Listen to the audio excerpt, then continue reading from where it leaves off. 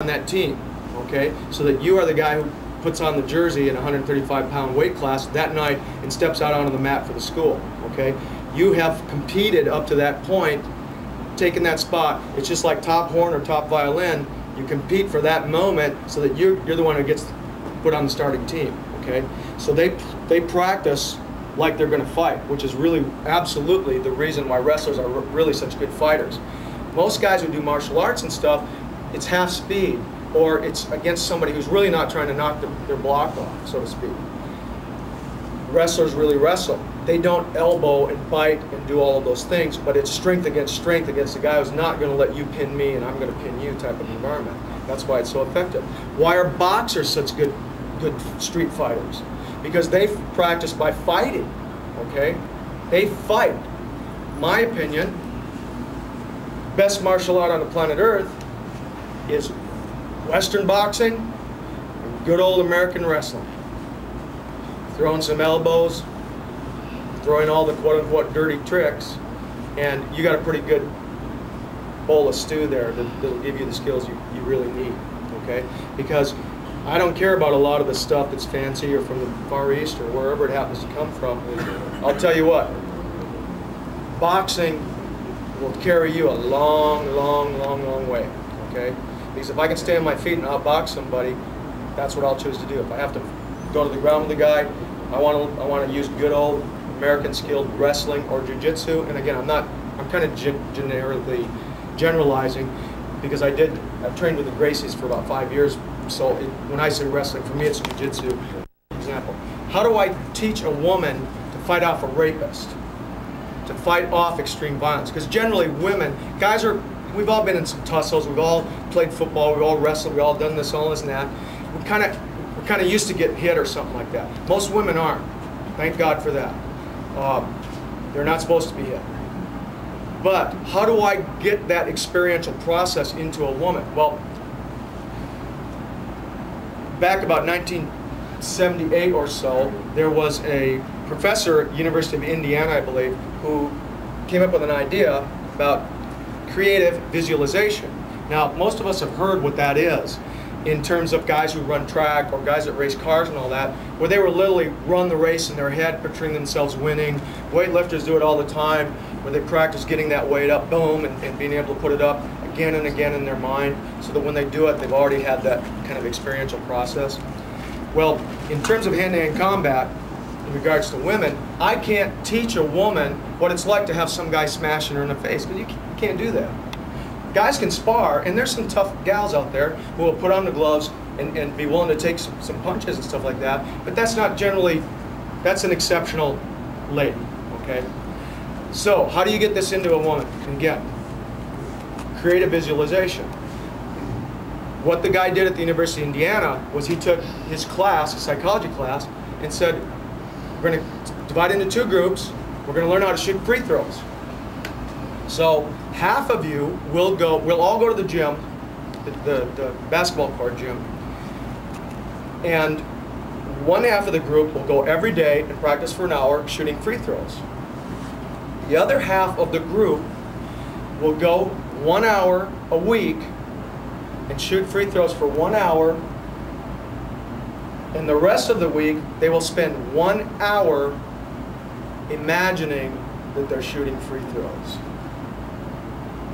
without even going near a gym, never putting a basketball in their hand. And we're going to see how that works out. Now think about this. I'm standing in front of a basket and I'm shooting a free throw. Boom, it goes up and hits the side of the rim. Boom, goes up, bounces off the flat area that holds up the rim. Boom, one goes through. Boom, one's a swish. Well, what happens when you imagine shooting a free throw? Every single one is perfect. Every single free throw is perfect. Every single one is in perfect form, perfect, just thread, just, okay? So, end of the time period, 6-8 weeks, whenever it was, brought him back to the court. Guess who shot better free throws? The guys who didn't go to the gym every day and practice shooting, the guys who imagined themselves shooting, okay? So, in steps Uncle Sam with 3 big alphabet letters, CIA, and says, dude, we need to talk, because we are tasked with putting operators into the field with a finite amount of time to get this information into their head, these survivable skills in a quote-unquote combat environment. Because I'll tell you what, if a CIA operator is in an environment where he has to fight, it's life or death, okay, in a whole bunch of different ways, all right? Because generally people don't like discovering that there's a CIA agent wandering about in their midst, okay? They got a bad reputation amongst the bad guys, let's just say that. So their task is, dude, we want our guys to survive. These are American citizens. They are operators for the United States of America. We owe it to them to give them the best skill set that we can. But we only have this much time because we're trying to get these guys out into the field. So along comes a project, and if you Google it, you might find it. It's kind of half referenced in a lot of areas, called the Jedi Project. And they did the same thing with shooting. They took everybody out, and a lot of times, honest, you get a fresh operator, he's not a skilled guy. He's a computer guy or whatever. He's chosen this field. He's been vetted. He's now a member of the CIA, but he's not necessarily a guy from Western Kentucky that grew up hunting deer his whole life and was going to the range. This may be the first time he's ever picked up a handgun, okay? Let alone we've got to teach him how to dismantle and use any kind of weapon that he might, depending on the environment that he's in, whether it's Soviet bloc or wherever the hell he's going to be. He's got to learn a whole bunch of stuff, because he generally is not put into an environment all kitted up with all of his gear. He goes in just like this. He's got to make do with whatever he's able to get through operators that are already placed there, or pick up in the field, all right? So what do? So they did the same thing with the shooting. They said, okay, let's see if we can get these guys' shooting skills up. And if you think about it, you can apply the same exact thing to yourself. When you shoot, sometimes it's on, sometimes it's off, trigger pulls a little off, canted left, right, whatever, blah, blah, blah. But when you shoot in your mind, every single one is a bullseye. Damn right it is. So they did the same thing, and they said, this works for shooting also.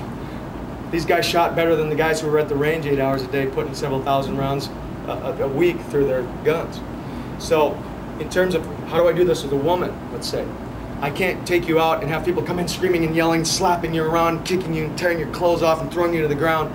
But how can you do it for yourself, so that when it happens, when a guy jumps out of the bushes and grabs you and throws you to the ground, so that it isn't a fugue state where you're like, oh my God, this isn't happening, while it is a continuous of occurring, is you can create those scenarios. You can think it out before it happens, because again, there is no right or wrong in a rape situation, because the entire environment is a completely changing dynamic, and that one real big X factor is, who is that guy that's doing this to the gal? Sometimes not fighting back is the absolute right thing to do. Sometimes fighting back is the thing to do. Sometimes engaging them mentally is the thing to do. We've all heard a bunch of stories about the gal that was taken out of the courtroom, the bailiff down in one of the southern states here, where she actually befriended the guy mentally, and in the end he didn't shoot her after he'd already killed a couple people at the courthouse. Because again, and when we talk about, because at times when I deal with situations where we're talking about hostage situations, there's an entire sequence of events in psychology that you can, and skill set that you can use to just get that moment of hesitation into the bad guy's mind.